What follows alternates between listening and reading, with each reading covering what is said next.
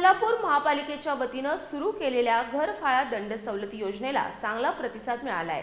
या योजनेअंतर्गत पहिल्या दिवशी 1,22,00,000ची वसुली झाली होती, तर दुसऱ्या दिवशी तब्बल 1.25 कोटींची वसुली झाली आहे।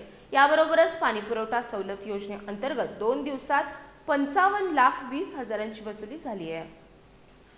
कोल्हापूर महापालिकेच्या कर आकारणी आणि वसुली विभागाच्या वतीनं सुरू करण्यात आलेल्या घरफाळा दंड सवलत योजनेला मोठ्या प्रमाणावर प्रतिसाद मिळू लागला आहे। दुसऱ्या दिवशी या सवलत योजनेचा 1018 मिळकतधारकांनी लाभ घेतला असून 1,25,00,000 रुपयांची वसुली करण्यात आली आहे।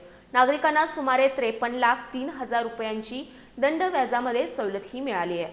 महापालिकेच्या पाणीपुरवठा विभागाच्या थकीत पाणी बिलाची संपूर्ण थकबाकी एकर कमी रक्कम जमा केल्यास विलंब आकारामध्ये सवलत योजना जाहीर करण्यात आली आहे। यामध्ये 2 दिवसात 55,20,000 रुपये इतकी पाणीपट्टीची रक्कम वसूल करण्यात आली आहे। 921 थकबाकीधारकांनी या सवलत योजनेचा लाभ घेतलाय।